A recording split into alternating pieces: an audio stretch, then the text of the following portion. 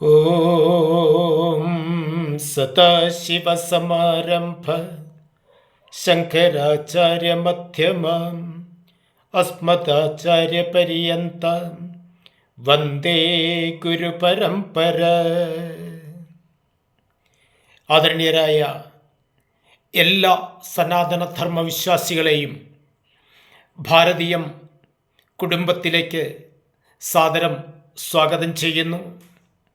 കഴിഞ്ഞ വീഡിയോയിൽ നമ്മൾ പ്രതിപാദിച്ചത് നാളികേരം ഉടയ്ക്കുന്നതിൻ്റെ രഹസ്യത്തെക്കുറിച്ചായിരുന്നു. ഞാൻ സൂചിപ്പിച്ചു, നമ്മുടെ അഹങ്കാര തത്വം ഇല്ലായ്മ ചെയ്യലാണ് നാളികേരം ഉടയ്ക്കുന്നതിലൂടെ നമ്മൾ സാധ്യതപ്രായമാക്കുന്നത്. ഇവിടെ ഇന്ന് നമ്മൾ പ്രതിപാദിക്കുന്നത് അതിൻ്റെ ബാക്കി എന്ന നിലയിൽ ശബരിമല ദർശനത്തിന് നമ്മൾ പോവുകയാണ്. പോകുമ്പോൾ നഗ്നപാതനായിട്ടാണ് നമ്മൾ പോകുന്നത്. ഈ വ്രത അനുഷ്ഠാനങ്ങളെല്ലാം എടുത്ത് കഠിനമായി കല്ലും മുള്ളും താണ്ടി നമ്മൾ ശബരിമല ദർശനം നടത്തുമ്പോൾ അവിടെ 18 പടിയുടെ രഹസ്യം ഞാൻ നേരത്തെ തന്നെ സൂചിപ്പിച്ചിരുന്നു. 18 എന്ന തത്വസംഖ്യയെക്കുറിച്ച്. ആ 18 പടി കയറി ചെല്ലുമ്പോൾ അവിടെ എഴുതി വച്ചിരിക്കുന്നു തത്വമസി. എന്താ തത്വമസി എന്ന ആ പൊരുളിൻ്റെ രഹസ്യം?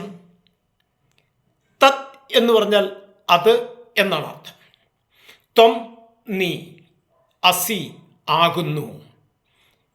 ആ പദത്തിൻ്റെ അർത്ഥം അത് നീയാകുന്നു എന്നാണ്. ഇത്രയും കഠിനമായ വ്രതനിഷ്ഠയെടുത്ത് നീ ആരെയാണോ കാണുവാൻ വേണ്ടി എത്തിയത്, ആ തത്വം അത് നീ തന്നെയാണ്. നമ്മിലുള്ള ഈശ്വര തത്വത്തെ നമുക്ക് കാട്ടിത്തരുന്ന ഒരു മൂർത്തി സങ്കല്പമാണ്, മൂർത്തി രൂപമാണ് സാക്ഷാൽ ധർമ്മശാസ്താവ് എന്നിപ്പോൾ മനസ്സിലായല്ലോ. കാരണം നമ്മൾ ആരെ കാണാനാണോ എത്തിയത്, അത് നമ്മൾ തന്നെയാണ് എന്ന് തിരിച്ചറിയുന്നു. ഈ തത്വമസി എന്ന് പറയുന്നത് സാമവേദത്തിൻ്റെ പൊരുളാണ്. അത് എല്ലാവരും ശ്രദ്ധിക്കേണ്ടതാണ്. അതിൻ്റെ രഹസ്യമാണ് ഇപ്പോൾ ഞാൻ പറയുന്നത്. ഈ വീഡിയോ നിങ്ങൾക്ക് ഇഷ്ടപ്പെട്ടുവെങ്കിൽ ദയവായി സബ്സ്ക്രൈബ് ചെയ്യണം.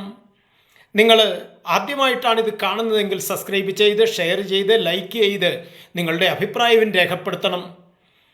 അങ്ങനെ ഈ ആശയം എല്ലാവരിലേക്കും എത്തിക്കുവാൻ വേണ്ട കാര്യങ്ങൾ എല്ലാവരും ശ്രദ്ധിക്കേണ്ടതാണ്. നമുക്കറിയാം, വേദമാർഗത്തിൽ സഞ്ചരിക്കുന്ന മുമുക്ഷുവായ ഒരു വ്യക്തിക്ക്, മുമുക്ഷു എന്ന വാക്കിൻ്റെ അർത്ഥം മോക്ഷകാംക്ഷി എന്നാണ്. അതായത് മോക്ഷത്തിന് ആഗ്രഹിക്കുന്ന ഒരു വ്യക്തി. ആ വ്യക്തിക്ക് വഴിയിൽ വീണ് കിട്ടുന്ന അപൂർവങ്ങളായ 4 മുത്തുകളുണ്ട്. ഈ മുത്തുകൾക്ക് പറയുന്ന പേരാണ് മഹാവാക്യ ചതുഷ്ടയങ്ങൾ. മഹാവാക്യ ചതുഷ്ടയങ്ങൾ അത് 4 പ്രധാനപ്പെട്ട വാക്യങ്ങളാണ്. ഋഗ്വേദം മുഴുവൻ പഠിക്കുമ്പോൾ നമുക്ക് കിട്ടുന്ന ഒരു രഹസ്യമുണ്ട്. അതാണ് പ്രജ്ഞാനം ബ്രഹ്മ. എല്ലാവരും ശ്രദ്ധിക്കേണ്ടതാണ്. പ്രജ്ഞാനമാണ്, പ്രജ്ഞയാണ് ബ്രഹ്മം. അപ്പോൾ പ്രജ്ഞ എന്ന് പറഞ്ഞാൽ എന്താണ്? നമ്മൾ ഇംഗ്ലീഷിൽ അതിന് കോൺഷ്യസ്നസ് എന്നൊക്കെയാണ് പറയുക. സ്വബോധം, സ്വഭൂതം എന്നൊക്കെ നമ്മൾ വിവക്ഷിക്കുന്ന ആ പ്രജ്ഞ, ബോധമണ്ഡലം, അതാണ് ബ്രഹ്മതത്വം. അതുപോലെ യജുർവേദം മുഴുവൻ പഠിക്കുമ്പോൾ കിട്ടുന്ന ഒരു രഹസ്യമുണ്ട്. അഹം ബ്രഹ്മാസ്മി, ഞാനാണ് ഈശ്വരൻ. നമ്മിലെ പ്രജ്ഞ അഥവാ ബോധതലം ഉണർന്നു കഴിയുമ്പോൾ നമുക്ക് മനസ്സിലാകുന്ന രഹസ്യമാണ് ഞാൻ തന്നെയാണ് ഈശ്വരൻ എന്ന്. അതാണ് യജുർവേദം നമ്മെ പഠിപ്പിക്കുന്നത്. സാമവേദം മുഴുവൻ പഠിക്കുമ്പോൾ കിട്ടുന്ന രഹസ്യമാണ് മുമ്പേ ഞാൻ സൂചിപ്പിച്ചത്, തത്വമസി. ഞാനാണ് ഈശ്വരനെങ്കിൽ ഇതേ ഈശ്വരതത്വം എല്ലാവരിലും, മറ്റുള്ള എല്ലാവരിലും, എല്ലാത്തിലും ഉണ്ടാവും. അപ്പോൾ ഞാൻ ആരാണോ, ഞാൻ എന്താണോ അത് തന്നെയാണ് നീയും എന്ന് ബോധ്യപ്പെടുത്തി കൊടുക്കുന്നു തത്വമസി. തത് എന്ന് പറഞ്ഞാൽ അത്, ത്വം നീ, അസി ആകുന്നു. അപ്പോൾ അത് നീ തന്നെയാണ്. ഇതാണ് സാമവേദം പഠിക്കുമ്പോൾ കിട്ടുന്ന രഹസ്യം. അതുകൊണ്ടാണ് ഭഗവാന് നമ്മൾ ശരണം വിളിക്കുമ്പോൾ തത്വമസി പൊരുളേ, അതുപോലെ സാമവേദ പൊരുളേ എന്നൊക്കെ നമ്മൾ ശരണം വിളിക്കുന്നതിൻ്റെ രഹസ്യം ഇതാണ്. അതുപോലെയാണ് അഥർവവേദം മുഴുവൻ പഠിക്കുമ്പോൾ കിട്ടുന്ന മറ്റൊരു രഹസ്യമുണ്ട്. അയം ആത്മാ ബ്രഹ്മ. അയം ആത്മ ബ്രഹ്മ. ഈ ആത്മ ചൈതന്യം തന്നെയാണ് സാക്ഷാൽ ബ്രഹ്മചൈതന്യവും എന്ന് ബോധ്യപ്പെടുത്തി കൊടുക്കുകയാണ്. അപ്പോൾ ഈ മഹാവാക്യങ്ങൾ ഏതൊക്കെയാണെന്ന് ഞാൻ ഒന്നുകൂടെ പറയാം.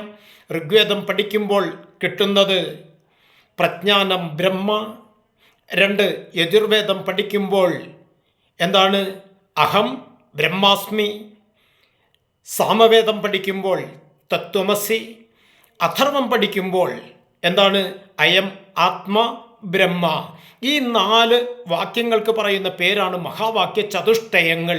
ഇത് നമ്മുടെ ഉള്ളിൽ എപ്പോഴും, പ്രത്യേകിച്ച് ശബരിമല ദർശനത്തിന് തയ്യാറാകുന്ന ഒരു അയ്യപ്പ ഭക്തൻ്റെ അഥവാ ഒരു വ്രതധാരിയുടെ ഉള്ളിൽ ഈ ഒരു തലം ഉണ്ടാവേണ്ടത് അത്യന്താപേക്ഷിതമാണ്.